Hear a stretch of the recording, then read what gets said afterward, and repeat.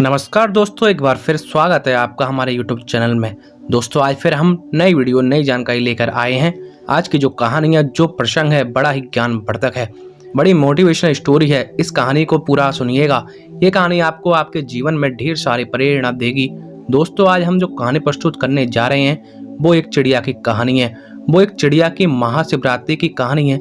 इस कहानी का जिक्र महाशिवपुराण में भी मिलता है, इसलिए ये कहानी बहुत पावन और पवित्र है। देवादिदेव महादेव कहते हैं, जो इस कहानी को बड़े ध्यान से और गौर से सुनता है उसके जीवन में सभी पाप नष्ट हो जाते हैं और उसके जीवन में सभी दुखों का नाश हो जाता है। जो बंदा इस कहानी को पूरी लगन से सुनता है उस पर देवादिदेव महादेव की असीम कृपा बनी रहती है। दोस्तों फाल्गुन के महीने में शिवरात्रि आने वाली है और आज हम एक चिड़िया की महाशिवरात्रि की पावन और पवित्र कहानी प्रस्तुत करने जा रहे हैं। ये कहानी इतनी पावन और पवित्र है कि जो लोग महाशिवरात्रि का व्रत करते हैं उनके लिए ये कहानी कोई रामबाण से कम नहीं है। भोलेनाथ का व्रत करने वाले लोगों के लिए ये कहानी किसी वरदान से कम नहीं है। उन लोगों के लिए ये कहानी जरूर सुनना चाहिए। जो लोग सोमवार का व्रत रखते हैं उनको भी इस कहानी को जरूर सुनना चाहिए। जो लोग इस कहानी को सुनते हैं उन पर देवादिदेव महादेव की असीम कृपा होती है और साथ में मनुष्य को अच्छे कर्म करने की ये कहानी प्रेरणा देती है। मनुष्य को अपने जीवन में सद्मार्ग पर चलने की प्रेरणा देती है। कहानी शुरू करने से पहले जो लोग हमसे नए जुड़े हैं हमारे चैनल को सब्सक्राइब करके बेल आइकन को दबा दें, जिससे हमारी वीडियो सबसे पहले आपको मिले। प्राचीन काल समय में एक नगर में एक सेठ और सेठरानी रहते थे।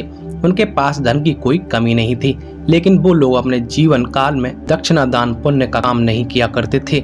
उनके जीवन में उन्होंने कभी भी दान पुण्य का काम नहीं किया।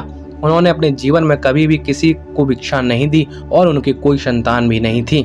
जिस जगह पर उस सेठ की हवेली थी उस जगह पर एक पीपल का पेड़ था और उस पीपल का पेड़ पर एक सुंदर सी चिड़िया रहती थी। चिड़िया ने अपने घोंसला बना रखा था। चिड़िया की दो छोटे छोटे बच्चे थे। चिड़िया रोज नगर में दाना पानी चुगने के लिए जाती थी और दाना पानी चुगने के बाद वापस अपने घोंसले में आ जाती थी और अपने बच्चों को खिलाती। चिड़िया रोज उस सेठ के घर पर ही जाया करती थी, लेकिन वहां पर एक भी दाना नहीं मिलता था और चिड़िया वहां से आगे भी चली जाती थी। जब चिड़िया अपने मन से यह सोचने लगती कि पूरे नगर में सबसे बड़ी हवेली इसी सेठ की है, बहुत धनी व्यक्ति है, लेकिन कभी किसी को दान नहीं देता, कभी किसी भिक्षुक को भिक्षा नहीं देता, कभी कोई धर्म का कार्य नहीं करता, कभी कोई मंदिर में सहयोग नहीं करता, कभी किसी असहाय व्यक्ति की सहायता नहीं करता है, ये कभी किसी असहाय जीव जंतु की सहायता नहीं करता है, ना कभी किसी पक्षी को ये दाना डालता है। सेठ बड़ा कंजूस है। एक दिन चिड़िया अपने घोंसले से उड़कर उस सेठ की हवेली पर जा बैठी। जब वो चिड़िया सेठ की हवेली पर जाकर बैठी है तो सेठ और सेठानी बात कर रहे थे कि सेठानी अपने पति से कह रही है, सेठ जी हमारे पास इतनी धन दौलत है, इतनी संपत्ति है, पूरी नगर वाले हमें नगर सेठ कहते हैं, हमारे पास धन की कोई कमी नहीं है, लेकिन इस धन का हम क्या करें? हमारा कोई बारिश नहीं है, कोई पुत्र नहीं है, इस धन को खाने वाला कौन होगा? तब सेठ अपनी सेठरानी से कहते हैं, इसमें हमारा क्या कसूर है? हमारा नसीब ही कुछ ऐसा है, हो सकता है हमारे नसीब में पुत्र प्राप्ति नहीं है। सेठ कहता है, जब तक जिएंगे इस धन को खा लेंगे, उसके बाद जिसके नसीब में होगा वो इस संपत्ति को खाएगा। दोनों पति पत्नी इस तरह की बातें करते हैं और वो चिड़िया बड़े गौर से सुनने लगती है। वो चिड़िया सेठ और सेठानी की पूरी बात को सुनने के बाद उड़कर आगे चली जाती है और अपना दाना पानी चुगने के बाद वापस आने अपने घोंसले में चली जाती है। अब चिड़िया रोज उस सेठ के घर जाने लगी और उसकी बातें सुनने लगी। सेठ की वो घरवाली थी सेठरानी, वो बड़े अच्छे स्वभाव की थी, उसके दिल में दया धर्म भी था। जब सेठानी रोज उस चिड़िया को देखती तो सेठानी का उस चिड़िया से लगाव हो जाता है। अब सेठानी उस चिड़िया को सेठ से छुपा छुपा कर दाने डालती है और चिड़िया दाने चुगती। ऐसे काफी दिन निकल जाते हैं। एक दिन चिड़िया मन में सोचने लगी कि सेठानी बहुत अच्छी है और मुझे दाने डालती है, लेकिन उसके घर में पुत्र नहीं है। तब वो चिड़िया अपने मन में सोचने लगी कि ऐसा क्या किया जाए कि सेठानी को पुत्र हो जाए। चिड़िया सोचने लगती है कि जब तक औरत माँ नहीं बनती तब तक उसका औरत होना ही बेकार होता है। एक औरत का दुख एक औरत ही समझ सकती है। औरत का जीवन ही जब सफल होता है जब वो औरत माँ बन जाती है। एक औरत को सबसे बड़ा सुख तभी मिलता है जब वो माँ बनती है। यही सोचकर चिड़िया बहुत ही दुखी हो जाती है और चिड़िया सोचने लगती है कि इतनी सीधी सादी सेठानी है, रोज मुझे दाना डालती है, ऐसा मैं क्या करूं जो इनके घर पुत्र जन्म ले ले और इन्हें पुत्र रत्न की प्राप्ति हो। और सोचने लगती है कि मैं ऐसा क्या करूं। एक दिन चिड़िया के मन में आता है कि क्यों ना मैं देवोदेव महादेव के पास पहुंचूं और उनसे कि सेठ और सेठानी के लिए पुत्र प्राप्ति का वरदान मांगूं। यही सोचकर चिड़िया अपने पति से कहती है, पिया जी मैं कुछ दिनों के लिए जा रही हूँ, आप बच्चों का ख्याल रखना, इनको समय पर दाना पानी खिला देना। इतना कहकर चिड़िया अपने घोंसले से उड़ान भरती है। चिड़िया उड़ते हुए जाती है और दिन रात उड़ती है, बड़ी परिश्रम करती है, भूखी प्यासी उड़ती रहती है और उड़ती उड़ती कैलाश पर्वत पर पहुंच जाती है, जहाँ भगवान महादेव और पार्वती थे। चिड़िया उड़ती हुई जाकर माँ पार्वती के चरणों में पड़ जाती है। जैसे ही माँ पार्वती चरणों में जाकर चिड़िया बैठती है, चिड़िया बेहोश हो जाती है। माँ जगदम्बा पार्वती चिड़िया को अपने हाथों में उठाती हैं और चिड़िया को होश में लाती हैं और चिड़िया से कहती हैं, चिड़िया तुम कहाँ से आई हो? हे पुत्री तुम बड़ी परेशान हो रही हो। तब चिड़िया माँ पार्वती से कहती है, माँ मैं बहुत दुखी हूँ और बहुत दूर से आई हूँ। मैं अपने दुख के लिए दुखी नहीं हूँ बल्कि किसी और के दुख के लिए दुखी हूँ। तब माँ पार्वती कहती है, पुत्री आप मुझे स्पष्ट बताइए बात क्या है, उसको खुल के बताइए। तब चिड़िया कहती है कि मैया जहाँ मैं रहती हूँ वहाँ एक सेठ और सेठनी रहते हैं, उनकी कोई पुत्र पुत्री नहीं है। वो सेठानी बहुत भोली है, उसको एक पुत्री दे दीजिएगा, उसको एक पुत्र दे दीजिएगा। चिड़िया इतनी बात माँ पार्वती से कहती है और फिर बेहोश हो जाती है। माँ पार्वती उस चिड़िया को होश में लाने की कोशिश करती है। काफी देर बाद चिड़िया फिर से होश में आती है। तब माँ पार्वती उस चिड़िया को दाना पानी खिलाती है और चिड़िया से कहती है, पुत्री तुम चिंता मत करो, थोड़ी देर में महादेव उठेंगे, उसके बाद हम उनसे बात करेंगे। उसके थोड़ी देर बाद देवादेव महादेव समाधि से खड़े हो जाते हैं। माँ पार्वती को चिड़िया को हाथ में लेकर महादेव के समक्ष पहुंच जाती हैं और कहती, प्रभु एक नगर में एक सेठ और सेठानी रहते हैं, उनके नसीब में कोई पुत्र या पुत्री नहीं है। तब महादेव ध्यान लगाकर देखते हैं कि पार्वती उनके नसीब में कोई पुत्र नहीं है। तब माँ पार्वती कहते हैं, प्रभु यदि उनके नसीब में कोई पुत्र नहीं है तो आपको पुत्र देना पड़ेगा। लेकिन महादेव कहते हैं, पार्वती तुम जिद क्यों करती हो? उनके नसीब में कोई पुत्र नहीं है तो मैं कैसे दूं? लेकिन माँ पार्वती जिद करती हैं और कहती हैं, ये चिड़िया बहुत दूर से आई है और ये आशा करके आई है कि हम इसकी सहायता करेंगे, इसकी सहायता जरूर करेंगे। ये भूखी प्यासी उड़ती हुई यहाँ तक आई है और इसको खाली हाथ नहीं भेज सकती। माँ पार्वती की इतनी बात सुनने के बाद महादेव कहते हैं कि ठीक है पार्वती, तुम हर बार जिद करती हो, तुम्हारी हर जिद को मुझे पूरा ही करना पड़ता है। ठीक है, यदि तुम जिद कर रही हो तो सेठ और सेठानी को पुत्र हम दे देंगे। लेकिन महादेव कहते हैं कि चिड़िया से कहो, सेठ और सेठानी को कोई दान धर्म नहीं करते हैं और पुण्य का काम नहीं करते हैं, कोई पवित्र शास्त्र नहीं पढ़ते हैं, कोई ज्ञान पुराण नहीं पढ़ते हैं, कोई वेद शास्त्र नहीं पढ़ते हैं। ऐसे नास्तिक लोग हैं, अगर वो नास्तिक से आस्तिक होने लगे तो उनको एक पुत्र की प्राप्ति हम देंगे। उनको दान भी देना पड़ेगा, मंदिर में जाना पड़ेगा, भिक्षुक को भिक्षा देनी पड़ेगी, ईश्वर को भजन भी करने पड़ेंगे, तभी उनको पुत्र धन की प्राप्ति हो सकती है। तब वो चिड़िया कहती है, प्रभु मैं अपनी तरफ से पूरी कोशिश करूंगी। सेठ और सेठानी मंदिर भी जाएं, व्रत त्योहार भी करें और दान दक्षिणा भी करें, मेरी तरफ से पूरी कोशिश करूंगी। तब महादेव कहते हैं, तथास्तु। उसके बाद चिड़िया देवादेव महादेव को पार्वती प्रणाम करके वहां से उड़ान भरती है और उड़ती हुई अपने घोंसले में आ जाती है। उसके 9 महीने बाद सेठानी को एक पुत्र की प्राप्ति होती है। सेठ और सेठानी बड़े खुश होते हैं अपने पुत्र को पाकर।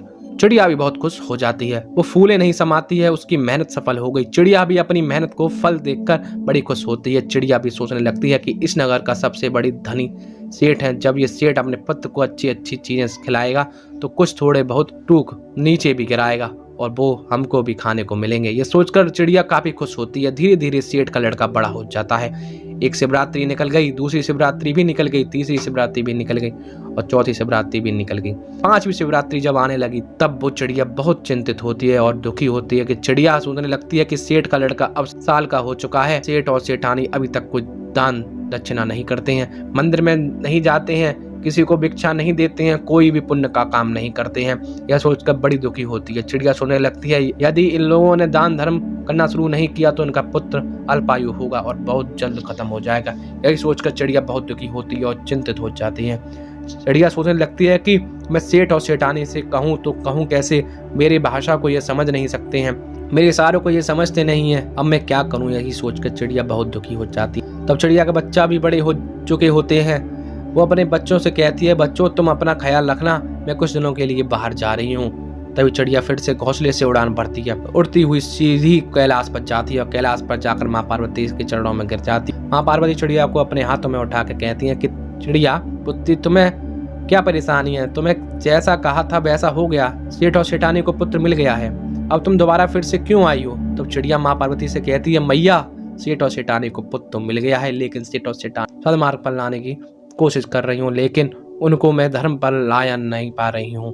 दोनों पति पत्नी अभी भी वैसे के वैसे ही हैं, ना कोई मंदिर जाते हैं, ना कोई दान धर्म करते हैं, ना किसी को भिक्षा देते हैं, ना ही किसी भगवान का भजन करते हैं। अभी दोनों पति पत्नी ऐसे ही। तब महादेव कहते हैं फिर उनका पुत्र अल्पायु होगा। तब चिड़िया माँ पार्वती के चरणों में पड़ जाती है और अपने सर को पीटने लगती है। कहती है मैया ऐसा नहीं होना चाहिए, उनका पुत्र दीर्घायु होना चाहिए, अल्पायु नहीं। चिड़िया इस बात को अच्छी तरह जानती है कि जब पिता से कोई चीज मांगनी है तो मैया के चरणों में पड़ जाया हो। यदि आप मैया को राजी कर लेते हो तो पिता अपने आप मान जाते हैं। यही सोचकर चिड़िया माँ पार्वती के चरणों में पड़ जाती है और अपने सर को पीटने लग जाती है। तब माँ पार्वती फिर से चिड़िया को अपने हाथ में उठाती हैं और पुचकारती हैं और कहती हैं पुत्री तुम शांत हो जाओ। तब माँ पार्वती फिर से भोलेनाथ से अर्ज करती हैं कि महादेव ऐसा नहीं होगा। फिर चिड़िया कहती है मैया मैंने अपनी तरफ से पूरी कोशिश की थी, उनको समझाने की बहुत कोशिश की थी, बट वो मेरी बात समझ नहीं पा रहे थे, ना ही मेरे इशारों को समझ पाते हैं। अब मैं क्या करूं? चिड़िया कहती है माँ आप और भोले बाबा दोनों यदि वहां जाकर सेठ और सेठानी को सदमार्ग पर लाएं तो बहुत अच्छा होगा। तब माँ पार्वती और भोले बाबा कहते हैं ठीक है चिड़िया ऐसा ही होगा, हम बहुत जल्द सेठ और सेठानी के मार्ग पर पहुंचाने वाले हैं। दोस्तों फिर चिड़िया कैलाश पर अपने घर घोंसला में आ जाती है। माँ पार्वती और महादेव मनुष्य का वेश धारण करके सेठ और सेठानी के द्वार पर आ जाते हैं।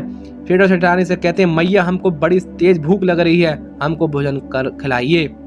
यदि तुम लोग हमें भोजन नहीं खिलाओगे तो हम तुम्हें श्राप दे देंगे और तुम बर्बाद हो जाओगे। तब सेठानी हाथ जोड़कर कहती है बाबा तुम मुझे श्राप मत देना, हम तुम्हें जरूर भोजन खिलाएंगे। तब सेठानी साधु के वेश में माँ पार्वती और महादेव को अपने घर में ले आती है और अच्छे अच्छे पकवान बनाती है और दोनों को खिलाती है।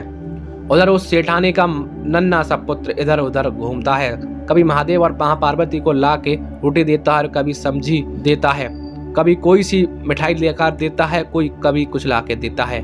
माँ पार्वती बहुत खुश होती हैं। माँ पार्वती सोचती हैं ये महादेव का प्रसाद है इसलिए इतना चंचल है।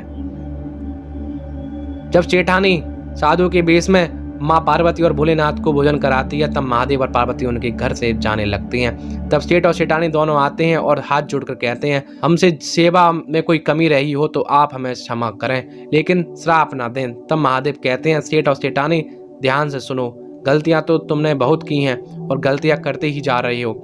यदि इसी तरह रहे तो तुम्हारे पुत्र पर घोर संकट आने वाला है और तुम्हारा पुत्र बहुत जल्दी इस दुनिया से अलविदा हो जाएगा। तब सेठ और सेठानी साधु के वेश में भोलेनाथ के चरणों में पड़ जाते हैं और कहते हैं बाबा हमें कोई मार्ग बताइए, हम क्या कर सकते हैं? बुढ़ापे में जाके हमें एक पुत्र प्राप्त हुआ है और हम इस पुत्र को खोना नहीं चाहते हैं। तब महादेव कहते हैं कि खड़े हो जाओ और ध्यान से सुनो, आज के बाद यदि तुम्हारे द्वार पर कोई भी आता है तो वो खाली हाथ नहीं जाना चाहिए। दान धर्म करो, लोगों की परेशानियों को सुनो और उनकी मदद करो, परेशान पशु पक्षियों की मदद करो और महाशिवरात्रि का व्रत करो, ईश्वर की भक्ति करो, ईश्वर का भजन करो। महादेव इतनी बात कहते हैं और दोनों पति पत्नी दोनों हाथ जोड़कर महादेव को चरणों में पड़ जाते हैं और कहते हैं कि बाबा हम ऐसा ही करेंगे। सेठ और सेठानी से महादेव कहते हैं कि तुम्हारे घर में जो पुत्र है ये तुम्हारे नसीब में नहीं था, ये एक चिड़िया की मेहनत है जो तुम्हारे यहाँ उड़कर कैलाश तक पहुंची है।